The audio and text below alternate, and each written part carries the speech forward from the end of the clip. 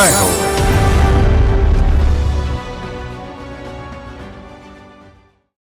మన శరీర యంత్రానికి కాఫీ ఓ ఇంధనమని కాఫీ ప్రియుల విశ్వాసం. కాఫీ ఆస్వాదమే ఓ ఆహ్లాదం, ఓ ఉత్ప్రేరకం. ఆ పరిమళమే ఓ ఉత్సాహం. ప్రపంచం మెచ్చుకునే ఈ కాఫీలో ఏ రకం శ్రేష్టమైనదో రుచి చూసి నిర్ధారించేవారే కప్ టేస్టర్లు. అలాంటి విభిన్న రంగాన్ని ఎంచుకుని రాణించారు సునాలి మేనన్ అనే తమిళ మహిళ. కాఫీ బోర్డులో కప్ టేస్టర్గా కొలువుకు ఎంపికై అంచెలంచెలుగా ఎదిగి నాణ్యత నిర్ధారణ విభాగానికి డైరెక్టర్ అయ్యారు. కాఫీ ల్యాబ్ స్థాపించి స్వయం కృషితో కాఫీ రైతులకు, వ్యాపారులకు, వినియోగదారులకు మేలు చేశారు.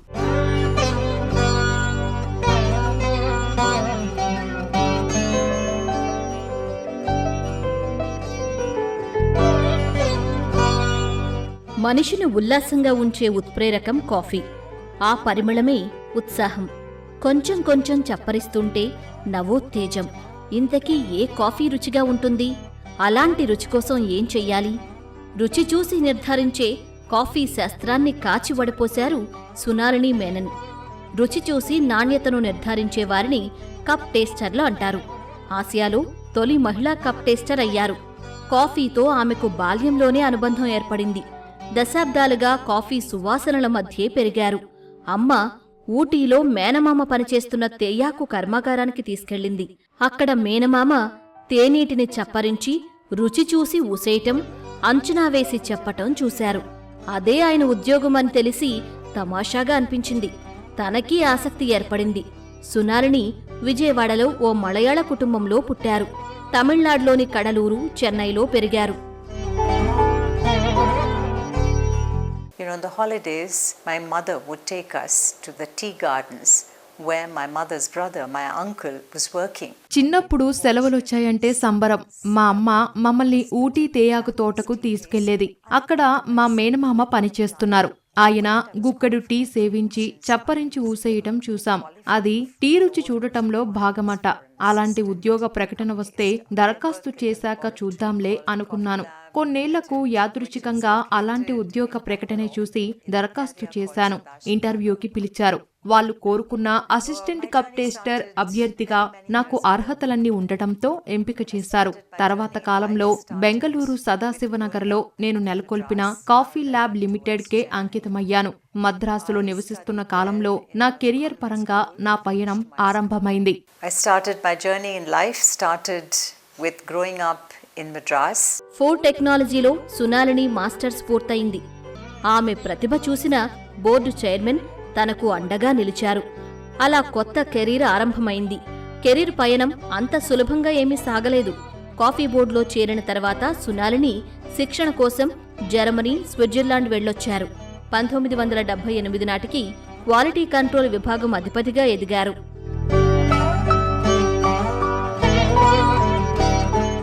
Those days, young women, I would get married and I would leave the position. ఆ రోజుల్లో అమ్మాయిలు యుక్త వయసు రాగానే పెళ్లికి మొగ్గు చూపేవారు. కానీ ఇందుకు భిన్నంగా నేను కాఫీ బోర్డు ఉద్యోగానికి వచ్చాను. ట్రైనింగ్ తర్వాత ఈ అమ్మాయి పారిపోతుందని, ఇది ఖాళీ అయ్యే పోస్టేనని అక్కడ కొందరు భావించారు. ఎంత చిన్న చూపో కదా, లింగ వివక్ష సైతం అవరోధం అవుతుందా అని బాధపడ్డాను. అసలు ఈ ఉద్యోగం మగవారికే ప్రత్యేకమని మీరెందుకు ప్రకటించలేదు అని ప్రశ్నించినంత పనిచేశాను. అదృష్టం కొద్దీ నాటి coffee board chairman HV Reddy అండగా నిలిచారు.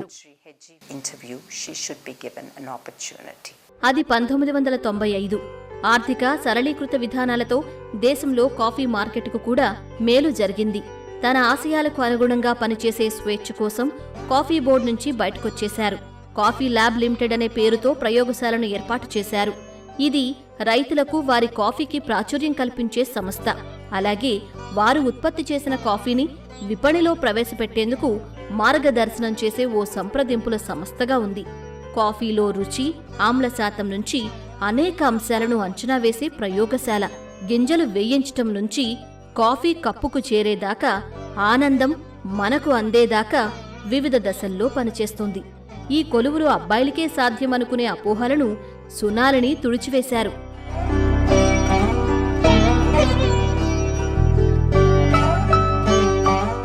I enjoy my profession now. as I said, I set up this lab. నేనిప్పుడు నా వృత్తిని ఎంతో ఆస్వాదిస్తున్నాను. ముందుగా ప్రస్తావించినట్లు 1995లో కాఫీ మార్కెట్ సరళీకరణ తర్వాత ల్యాబ్ను స్థాపించాం. 1996 జనవరి 1న నెలకొల్పాం.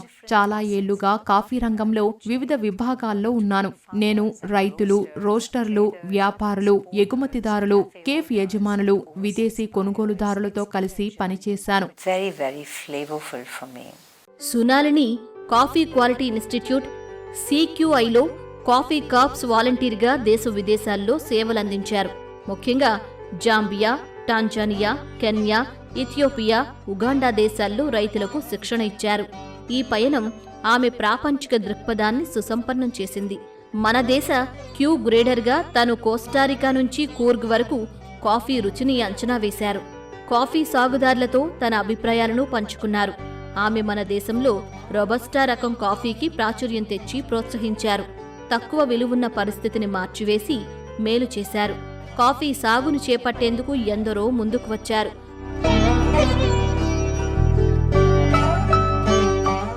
I would love to be involved in that research. Coffee పరిశోధనలో పాల్గొనటం ఇష్టం. ప్రత్యేకించి కాఫీ రుచిని నిర్ధారించే ఈ చక్రం చుట్టూ ఏ పనులు సాగుతున్నాయో చూస్తాను.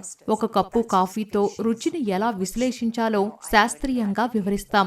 ఇంకా నేనెప్పుడూ మాట్లాడే రోబస్టా జాతి కాఫీపై పరిశోధన మరీ ఇష్టం. I really advocate. కాఫీ పొడి అంటే ఏదో గింజలు నూరి చేస్తేనే తయారయ్యేది కాదు.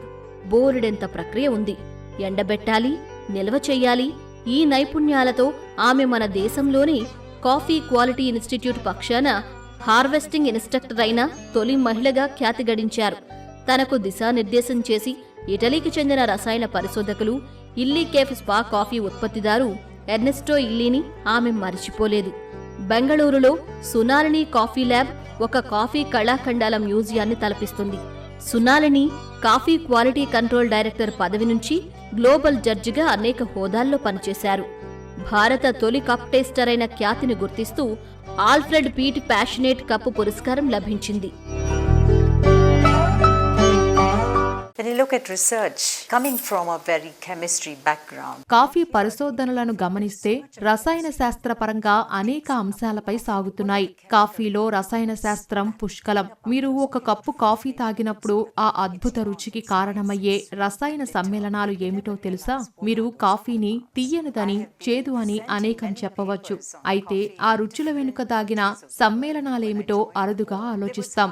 నేను కాఫీపై అంతర్జాతీయ సదస్సులలో అనేక పరిశోధనా పత్రాలను సమర్పించాను. నేను ఇందులోకి వచ్చినప్పుడు మన దేశంలోనే కాదు, విదేశాల్లోనూ మహిళలు ఈ రంగంలో అరుదుగా ఉన్నారు. మన దేశం నుంచి నేనే ఉన్నాను. she also was one of my mentors. She taught me that knowledge is power. ఇప్పుడు 7-10 వయసులోనూ ఆమె రోజు 100 కప్పుల కాఫీ రుచి చూస్తారు. చప్పరిస్తూ ఆ కాఫీలోని సూక్ష్మ దోషాలను పసిగట్టగలరు. రుచి అంచనా వేసే ప్రతి కప్పు ఓ సవాలే. ఒకనాడు లింగ వివక్ష ఉన్న ఈ రంగంలోకి సాహసంతో ప్రవేశించారు. అపోహలను తుడిచివేశారు. కష్టకాలంలో ఆమె భర్త దివంగత అంబట్ నారాయణ మేనన్ మద్దతుగా నిలిచారు. ఇప్పుడు సునాలిని మేనన్ తన ఏకైక కుమార్తె అక్షరా మేనన్ సహా బెంగళూరులో నివసిస్తున్నారు.